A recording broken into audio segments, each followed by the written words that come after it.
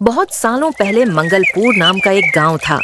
इस गांव के लोग कई तरह के तुजारत और काश्तकारी करके अपना गुजर बसर करते थे। ये सब लोग एक दूसरे की मदद करते थे और खुशी से रहते थे।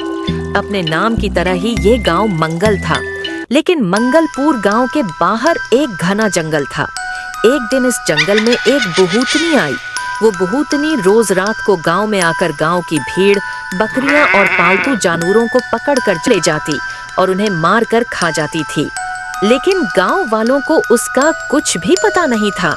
इसलिए गांव के सारे लोग यही सोचते रहते थे कि आखिर हमारे जानवर कौन चराता है। लेकिन एक दिन उस बहूतनी ने सोचा, बहुत दिन हो गए मैं सिर्फ जानवर खा रही हूँ, लेकिन अब मुझे किसी छोटे बच्चे का गोश्त खाने की ख्वाहिश हो रही है। उसने फैसला किया कि अब मैं फौरन गांव जाती हूँ और कोई छोटा बच्चा ढूंढती हूँ। बहूतनी फौरन गांव में गई और एक छोटे बच्चे को बोरे में डालकर जंगल में ले जाने लगी।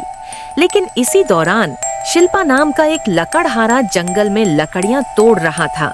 उसने बहूतनी को बोरे के साथ जाते हुए देखा तो उसे लगा कि कुछ न कुछ गड़बड़ है, क्योंकि शिल्पा ने उस बूढ़ी औरत को गांव में पहले कभी नहीं देखा था। इसलिए वो बहूतनी का पीछा करते हुए उसके झोंपड़े तक पहुंच गया।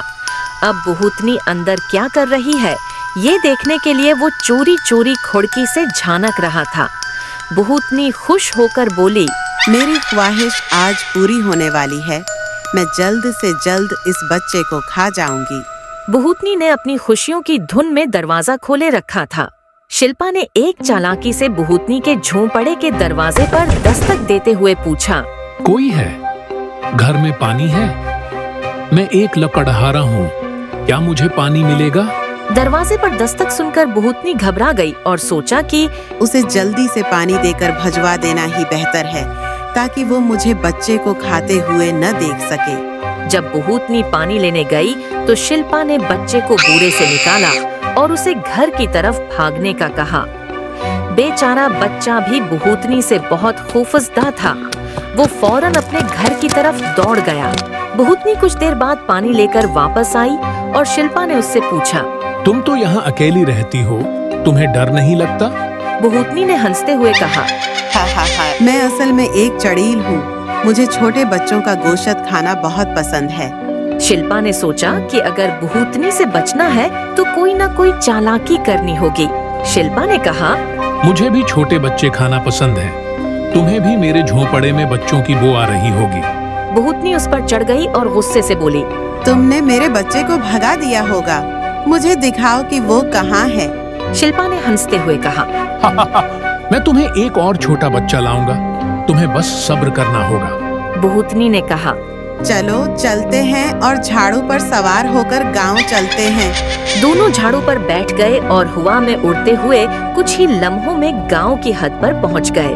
बहूतनी ने कहा, तुम वहां जाकर छोटा बच्चा ले आओ, मैं यहाँ तुम्हारा इंतजार करूंगी। लेकिन शिल्पा ने अचानक झाड़ू तोड़ दिया और उसे पेट में लगा दिया। जैसे ही झाड़ू टूटा, बहूतनी ने कहा, अब मैं हमेशा के लिए मार दी गई हूँ।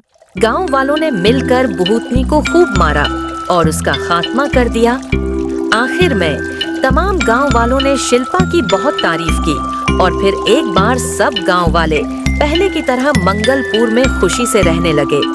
चाहे दुश्मन कितना भी ताकतवर क्यों न हो, हमें हर हाल में सब्र रखकर चालाकी से रास्ता निकाल लेना चाहिए।